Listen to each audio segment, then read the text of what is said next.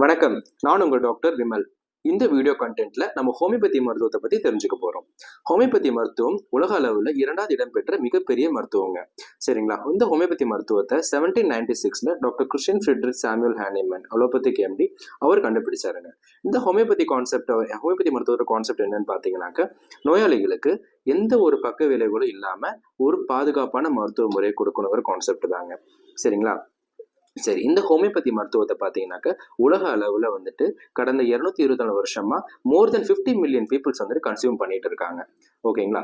Okay. ஹோமியோபதியை வந்துட்டு பிறந்த குழந்தைங்கள்ல இருந்து வயது முதியவர்கள் வரை எந்த வகையான நோய்களுக்குமே இந்த ஹோமியோபதி மருத்துவ முறையை வந்து பயன்படுத்தலாம். ஓகேங்களா? அடுத்தபடியாக பார்த்தீங்கன்னா ஹோமியோபதி மருந்துகளுக்கும் எந்த வகையான பத்தியமும் கிடையாதுங்க. அதனால நீங்கள் அதை பற்றி யோசிக்க வேண்டாம். ஓகே. சில பேர் வந்து கேட்குற டவுட்ஸ் என்னன்னா, டாக்டர் நான் ஹோமியோபதி மெடிசன்ஸ் எடுத்தேன்னா எனக்கு கிட்னி ஃபெயிலியர் ஆயிருமா அப்படின்னு கேட்குறாங்க. அந்த மாதிரி ஒரு கேள்விகளுக்கு என்ன பதில்னா, ஹோமியோபதி எடுக்கிறதுனால கிட்னி ஃபெயிலியர் ஆகிறதுக்கு வாய்ப்பு இல்லை. ஏன்னா இது 100% வந்துட்டு சைட் எஃபெக்ட்ஸ் இல்லாத ஒரு system. At the same time kidney failure உள்ள பேஷண்ட்ஸுக்கு கூட நம்ம ஹோமியோபதி மருந்துகள் கொடுக்கறதுனால நல்ல ஒரு குணப்படுத்தக்கூடிய வகையான மருத்துவம் இது.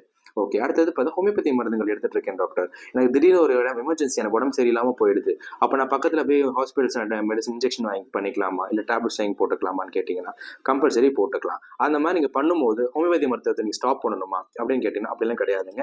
நீங்கள் அந்த மாதிரி எமர்ஜென்சி கண்டிஷனுக்கு மெடிசன்ஸ் எடுக்கும்போது ஹோமியோபதி ஸ்டாப் பண்ணுற அவசியமோ இல்லை, நீங்கள் இது ஆஸ் யூஷுவல் நீங்கள் எடுத்துகிட்டு இருக்கலாம். ஓகே.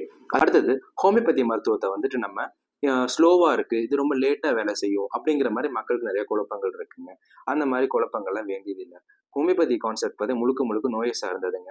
ஃபார் எக்ஸாம்பிள் நம்மளோட அக்யூட் கண்டிஷன் சொல்லக்கூடிய, ஃபார் எக்ஸாம்பிள் ஒரு ஃபீவர் வருது, ஒரு பாடி பெயின் இருக்குது, ஒரு வயிறு வலிக்குது, ஒரு லூஸ் மோஷனாக இருக்குது, ஒரு த்ரோட் பெயினாக இருக்குது, இந்த மாதிரி கண்டிஷன்ஸ்க்கு நம்மளால் இமீடியட்டான ரிசல்ட்ஸ் கொடுக்க முடியுங்க. ஃபார் எக்ஸாம்பிள் நம்ம கிளினிக் வரக்கூடிய பேஷண்ட்ஸே பார்த்தீங்கன்னாக்கா ஃபீவர் ரொம்ப ஹையராக இருக்குங்க, வந்து நம்ம மெடிசன்ஸ் கொடுத்து ஒரு 20 மினிட்ஸ் நம்ம ரெஸ்ட் எடுக்க வச்சுட்டு பார்த்தோம்னா ஃபீவர் இமீடியட்டாக கண்ட்ரோல் ஆகிடுங்க.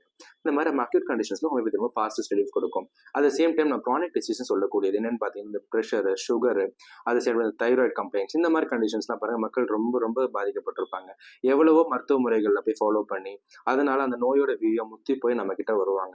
அப்படிப்பட்ட மக்களுக்கு கூட, நம்ம நோயாளிகளுக்கு கூட நம்ம கொடுக்கக்கூடிய ஹோமியோபதி மருந்துகளால் சீக்கிரமான ரிசல்ட்ஸை கொடுத்து 100% லைஃப் திரும்பி வராத அளவுக்கு நம்மளால மருத்துவ முறை கையாள முடியும். சரிங்களா? இது நம்ம கான்செப்ட் தெரிஞ்சுக்கிட்டோம்.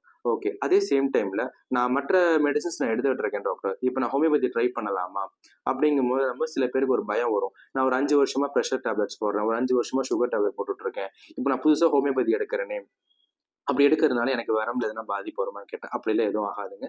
நீங்கள் ஹோமியோபதி எடுக்கிறதுனால பழைய அந்த மெடிசன்ஸோட சைட் எஃபெக்ட்ஸையும் நம்ம கண்ட்ரோல் பண்ணலாம். அட் த சேம் டைம் உங்களோட கம்ப்ளைண்ட்ல இருந்து முழுமையாக குணமடைய வைக்கிறதுக்கு உண்டான வழியை நம்ம கொடுக்கலாம். சரிங்களா? ஓகே. இதை நம்ம தெரிஞ்சுக்கிட்டோம். ஹோமியோபதி மூலியமா சர்ஜரிஸை நம்ம தவிர்க்கலாமா டாக்டர் நீங்க கேட்கலாம். அப்படிங்கிறதுக்கு என்ன விடைன்னு பார்த்தீங்கன்னாக்க, ஹோமியோபதி 100% நம்ம எல்லா சர்ஜரியும் தவிர்க்கலாம் நான் சொல்ல வரலைங்க. சில சர்ஜரிஸ் நம்ம தவிர்க்கலாம். ஃபார் எக்ஸாம்பிள் பார்த்தீங்கன்னாக்க டான்சிலைட்டிஸ்ன்னு சொல்லுவோம் இல்லைங்களா? டான்சில்ஸ் வந்து குழந்தைங்களுக்கு மோஸ்ட்லி பார்த்தீங்கன்னா வீக்கம் அடைஞ்சிரும். அதுக்கு மோஸ்ட்லி சர்ஜரி பண்ணணும்னு எல்லாமே சொல்லுவாங்க. நம்ம அப்படிப்பட்ட சர்ஜரி நம்ம அவாய்ட் பண்ணலாம். அடுத்தபடி அந்த சைனசைட்டிஸ் ஆகட்டும், அப்புறமேட்டு இந்த பித்தப்பை கற்கள் ஆகட்டும், சிறுநீரக கற்கள், கிட்னி ஸ்டோன் சொல்றோம் இல்லைங்களா, அதுகளாகட்டும், அது சேர்ந்து இந்த பைல்ஸ் ஆகட்டும், அப்புறம் ஒன் மோர் திங் பார்த்தீங்கன்னா வாட்ஸ் ஆகட்டும், உங்களுக்கு இந்த மார்பக கட்டிகள் ஆகட்டும், கர்ப்பப்பையில் வரக்கூடிய கட்டிகள் ஆகட்டும், இதுக்கெல்லாம் நம்ம கண்டிப்பாக சர்ஜரி போகாமல் ஹோமியோபதி மருந்துகளாகவே அதை நம்ம க்யூர் பண்ணிக்கலாம். உங்களுக்கு இந்த பித்தப்பை கற்கள்லாம் வச்சா இமீடியட்டாக ரிமூவ் பண்ணிடணும்னு நினைப்பீங்க. அதை ரிமூவ் பண்ண வேண்டாங்க. அந்த கற்களை மட்டும் நமக்கு அரைச்சிருந்து பித்தப்பை உங்கள்கிட்ட எப்பயுமே வச்சிருக்கலாம், ஹெல்த்தியாகவும் வச்சுக்கலாம். சரிங்களா? இதெல்லாம் ஹோமியோபதி இருக்கக்கூடிய ஒரு பெனிஃபிட்ஸுங்க.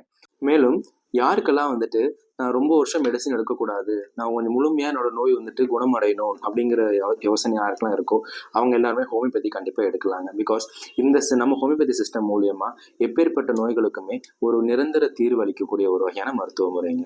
ஓகேங்களா? ஓகே. இது போக உங்களுக்கு ஹோமியோபதியிலே வேறு எதனா டவுட்ஸ் இருந்தாலோ, இதை நம்ம என்னென்ன எப்படி எடுக்கலாங்கிற மாதிரி டவுட்ஸ் எதுனா இருந்தாலும் சரி, நீங்கள் டிஸ்கிரிப்ஷனில் இருக்க எங்கள் நம்பருக்கு நீங்கள் கால் பண்ணலாம். At the same time comment பாக்ஸில் நீங்கள் மெசேஜ் பண்ணலாம். நன்றி.